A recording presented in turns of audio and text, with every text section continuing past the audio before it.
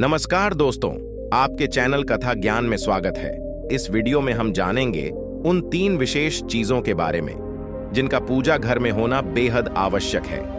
अगर घर में सुख समृद्धि व धन की कामना करते हैं तो ये 3 चीजें पूजा घर में होनी जरूरी हैं। स्वयं भगवान श्री कृष्ण ने बताया है इनके बारे में, तो पूरी जानकारी के लिए इस वीडियो को अंत तक जरूर देखिए। नमस्कार दोस्तों, स्वागत है आप सभी का। एक बार फिर से कमेंट्स में जरूर लिखें जय श्री कृष्ण।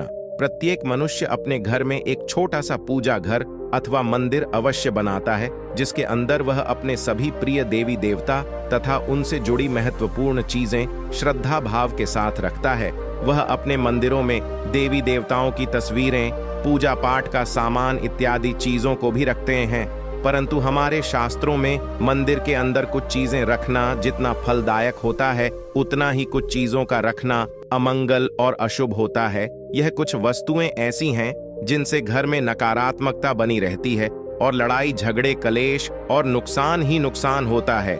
आज हम जानेंगे ऐसी ही अशुभ चीजों के बारे में जिन्हें कई लोग जाने अनजाने में घर के मंदिर में रख देते हैं। अगर आपके भी मंदिर में ऐसी चीजें रखी हुई हैं तो उन्हें तुरंत वहां से हटाकर किसी दूसरे स्थान पर रख दें, लेकिन पूजा घर में भूल से भी ना रखें।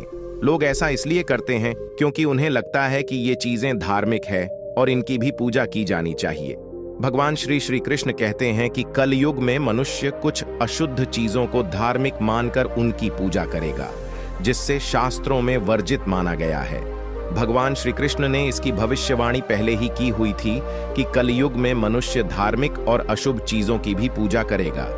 तो चलिए जान लेते हैं हमारे पूजा घर में कौन सी चीजें रखनी चाहिए और कौन सी नहीं। दोस्तों, आगे बढ़ने से पहले आपसे रिक्वेस्ट की वीडियो को लाइक करके अपने दोस्तों के साथ शेयर करें, और अगर आपने अभी तक चैनल को सब्सक्राइब नहीं किया है तो सब्सक्राइब जरूर करें। दोस्तों, सबसे पहले बात दीपक और धूपदान। दोस्तों, भारत की परंपरा मिट्टी से जुड़ी हुई है, इसीलिए मंदिर में पारंपरिक मिट्टी का दीपक अवश्य होना चाहिए। अगर आप मिट्टी का दीपक नहीं रख सकते हैं तो धातु के दीपक का उपयोग करें। अगर भगवान में आपकी आस्था ज्यादा हो तो आप उपला रखकर गुड़ और घी का धूप भी दे सकते हैं। ऐसा करने से घर में सुख शांति बनी रहती है। दूसरी चीज है स्वास्तिक। घर के मंदिर में स्वास्तिक अवश्य होना चाहिए। या तो आप इसे रोली से बना लें, क्योंकि स्वास्तिक आपके घर की शक्ति, सौभाग्य, समृद्धि और शुभता का प्रतीक माना जाता है। यही मुख्य कारण है कि कोई भी शुभ कार्य करने से पहले स्वास्तिक का चिन्ह अवश्य बनाया जाता है। तीसरी चीज है कलश। भगवान श्री कृष्ण कहते हैं कलश सुख और समृद्धि का प्रतीक है। अपने मंदिर में रोली कुमकुम से स्वास्तिक बनाकर उस पर यह मंगल कलश अवश्य रखें। ऐसा करने से घर में सदैव सुख समृद्धि बनी रहती है और ऐश्वर्य की प्राप्ति होती है। चौथी चीज है शंख। बहुत ही कम लोग जानते हैं कि शंख की उत्पत्ति समुद्र मंथन के 14 रत्नों के साथ हुई थी। इसी कारण से शंख मां लक्ष्मी को अत्यंत प्रिय है।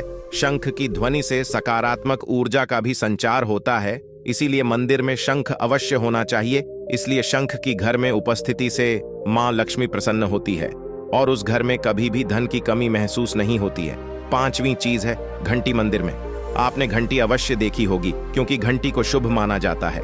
इसीलिए जब घर के मंदिर में घंटी की आवाज होती है, वहां का वातावरण शुद्ध और पवित्र बनता है। जिस घर में पूजा के दौरान घंटी बजाई जाती है, उस घर के आसपास की सभी नकारात्मक शक्तियां दूर हो जाती हैं और साथ ही सुख समृद्धि के द्वार खुलने लगते हैं। तो दोस्तों, ये है वो वस्तुएं जिन्हें घर के मंदिर में जरूर रखना चाहिए। आइए जान लेते हैं कि घर के मंदिर में कौन सी चीजें कभी भी नहीं रखनी चाहिए। सबसे पहले गणेश जी की मूर्ति। दोस्तों, पूजा घर में कभी भी गणेश जी की मूर्ति 1, 3 अथवा 5 न रखें। अपने मंदिर में गणेश जी की केवल 2 मूर्तियां रखें। इसे शुभ माना जाता है। अगर आप अपने मंगल की कामना करते हैं तो गणेश जी की मूर्ति मुख्य द्वार पर अंदर की तरफ मुंह करके लगा लें। कई लोग ये गलती करते हैं कि मुख्य द्वार पर गणेश जी की मूर्ति बाहर की ओर मुंह करके लगा देते हैं, जिससे उन्हें काफी नुकसान का सामना करना पड़ता है। अगर आप चाहें तो मुख्य द्वार के दोनों ओर लगा दें या मुख्य द्वार के अंदर की ओर लगाइए, लेकिन खाली बाहर की ओर कभी भी नहीं लगाना चाहिए। दूसरी चीज टूटे हुए चावल। अपने मंदिर में कभी भी टूटे हुए चावल ना रखें। इसके साथ ही पुराने चढ़ाए हुए चावल अधिक समय तक ना रखें। यह नकारात्मक ऊर्जा फैलाते हैं। यह बात भी ध्यान रहे कि आप मंदिर में रखने वाले चावलों का इस्तेमाल हल्दी में भिगोकर ही करें। इससे अधिक शुभ परिणाम मिलेंगे।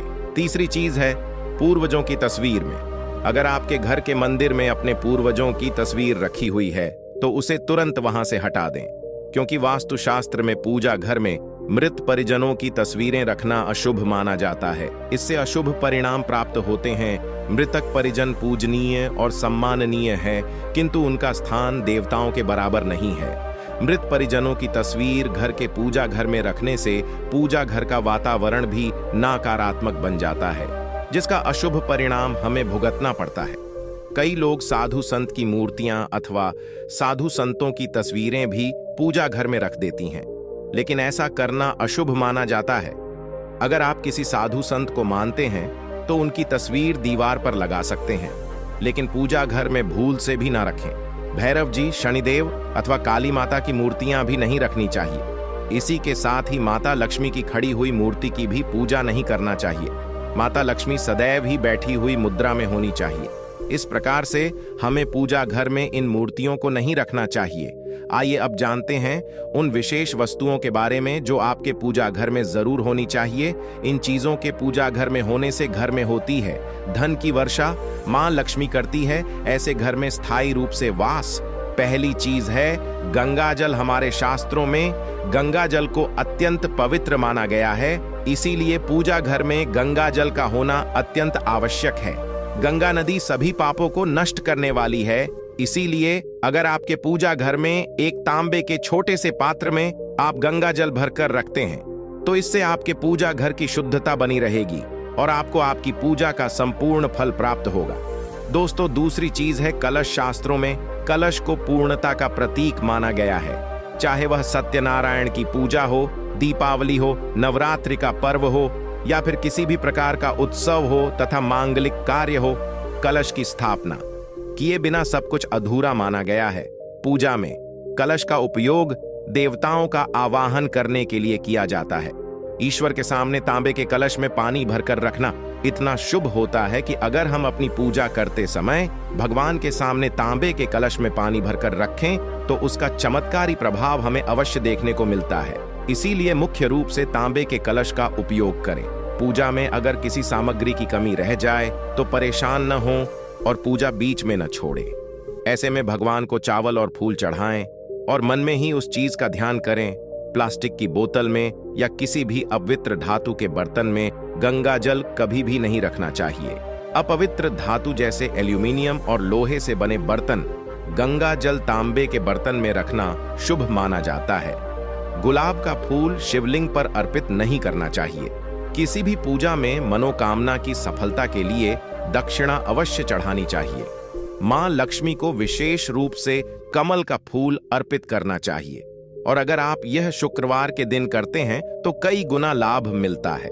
इस फूल को 5 दिनों तक जल छिड़क कर पुनः अर्पित कर सकते हैं। हमेशा इस बात का ध्यान रखें कि कभी भी दीपक से दीपक नहीं जलाना चाहिए। दोस्तों, शास्त्रों के अनुसार जो व्यक्ति दीपक से दीपक जलाते हैं वो रोगी होते हैं। घर के मंदिर में सुबह और शाम को दीपक अवश्य जलाएं। एक दीपक घी और एक दीपक तेल का जलाना चाहिए। पूजा में दीपक सही जगह रखना चाहिए। घी का दीपक हमेशा दाईं तरफ, तेल का दीपक हमेशा बाईं तरफ रखें। जल पात्र, धूपदान जैसी चीजें हमेशा बाईं तरफ रखनी चाहिए। तो दोस्तों, आपको वीडियो कैसा लगा हमें कमेंट में जरूर बताएं। इस वीडियो को लाइक कर अपने दोस्तों के साथ शेयर करें और अगर आपने अभी तक चैनल को सब्सक्राइब नहीं किया है तो सब्सक्राइब करके बेल आइकन जरूर प्रेस कर लें। जल्द मुलाकात होगी अगली वीडियो में।